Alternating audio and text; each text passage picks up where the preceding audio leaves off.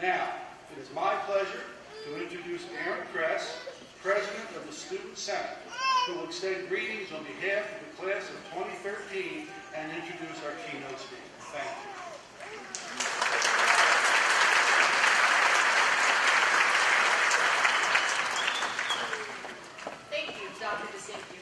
Good morning, everyone. Friends and family, faculty, staff and administration, Board of Trustees, distinguished guests, and the graduates of class of 2013. Welcome to this year's commencement ceremonies. I am very honored to be standing before you today and to be graduating from the #1 community college in New York State. Let me begin by congratulating my peers of the class of 2013. Each and every one of you has traveled your own personalized journey through these past 2 years, and I hope all of your hard work and dedication will serve you well. I know this adventure wasn't easy, but we are here now, and we should be very proud of ourselves. I hope each of you graduating today is leaving something with you as you walk through this campus for possibly the last time. The phrase, "you get what you give," has very critical meaning in this sense, and will serve you well as you go on to another college or to the workforce. What I also encourage today of my fellow graduates and their family and friends alike is leaving a legacy. A legacy is defined by the contributions someone made while they were alive.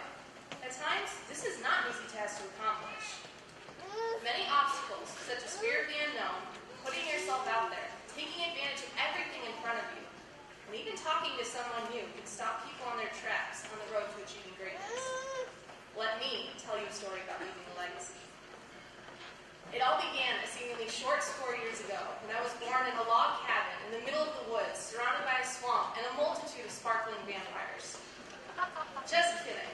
The story does, however, begin in a log cabin where I lived during my 7th and 8th grade years of high school. A typical high school student at Maple Grove Junior-Senior High School, I went through the motions, not knowing what was going on around me, commenting on the various classes I shared with friends, and unknowingly preparing for one of the biggest turning points in my life thus far. One night at dinner, my mother informed me that instead of starting high school at Maple Grove for my 9th grade year, I would be going to Jamestown High School. I started to panic. Jamestown High School is at least 5 times bigger in every sense compared to Maple Grove. Class size, security, and especially the size of the building.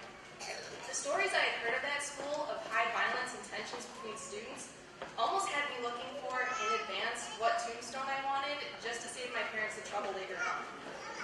My mother, along with much of her family, are graduates of Jamestown High School. And for the rest of the summer, she tried comforting me with all the advantages and the opportunities I would have at this new high school. But all I could think about was leaving my friends in coveted familiarity at night. For those of you who don't know how the Jamestown school system works, it's a bit different than a typical system of schools. There are a total of 9 elementary schools, 3 middle schools, and 1 high school. This means that 3 elementary schools feed into 1 middle school, and 3 middle schools funnel into a finally united high school.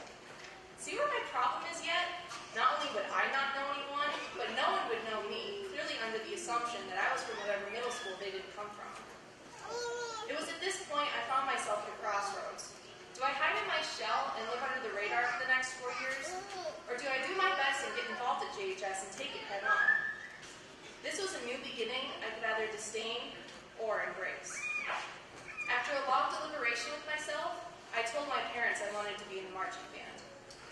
The first practice I attended was already a few weeks into the training season, and I remember almost every detail. I was presented on front of stage in front of everyone as the new freshman girl from Maple Grove who plays the tenor saxophone. I slowly walked where they told me to go and hoped that I could make it through the allotted time without embarrassing myself. To this day, I look back at that first marching band practice, and I am extremely grateful for everyone who took the time to say hello to me. And I'm happy to say that some of them are in the crowd right now. I had found my starting point, something to hold on to get through high school. And that year, we went on to get 4th place in our Division for Championships at the Carrier Dome in Syracuse and played in the New Year's Day Parade in Disney World, times that will not soon be forgotten. And, like my mother had told me, high school presented me with many opportunities. I joined the marching band, symphonic band, acapella, and later the madrigals. And during my senior year, the yearbook club, and was welcomed into their honor society, Kappa Alpha Tau.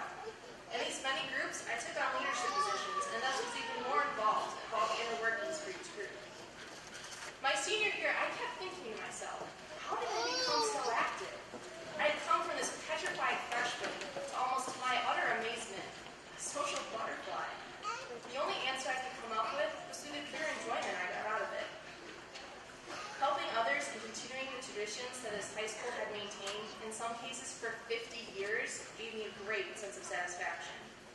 In the final months of my senior year, I wasn't wishing that graduation would come along faster, but that instead I had more time at JHS.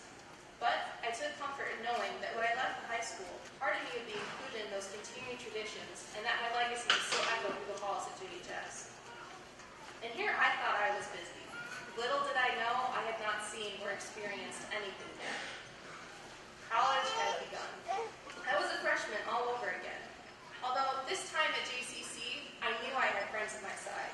And to my extreme delight, I was reunited physically with friends from my old high school and also had the continued company of friends from JHS. With increased confidence and the experience gathered from high school, I took JCC head on and looked immediately for ways I could get involved.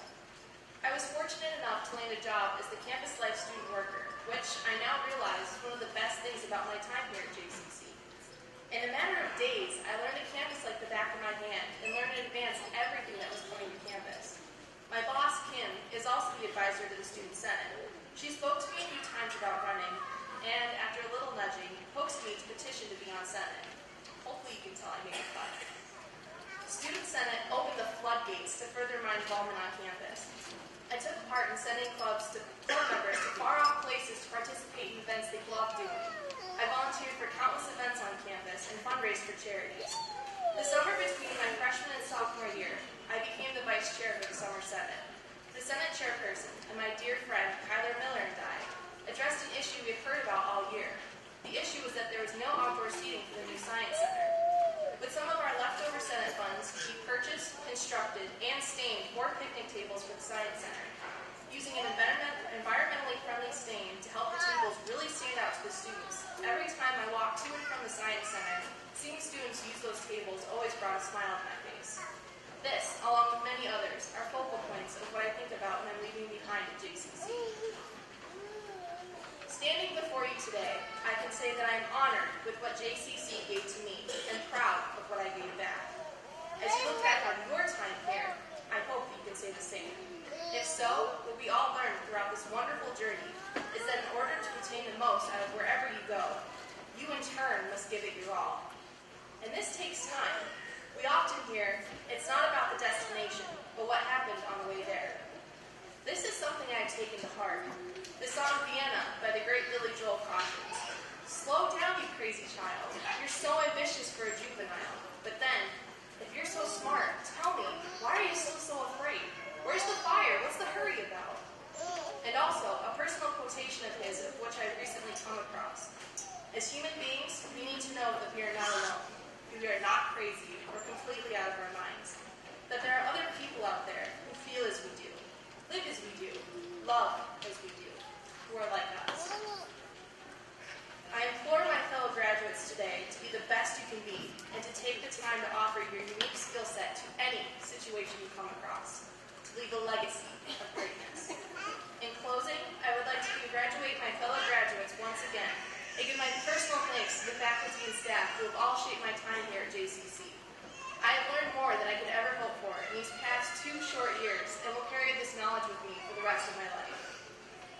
Thank you to my parents for putting up with me and supporting me in everything I do, and the immense help you've given me in any situation in which I found myself. Without this assistance, I would not be standing before you today.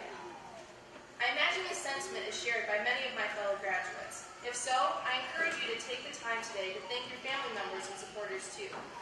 I wish you the best of luck in your future endeavors and encourage you to leave a legacy wherever you go. Remember, it's about the ride just as much as the destination.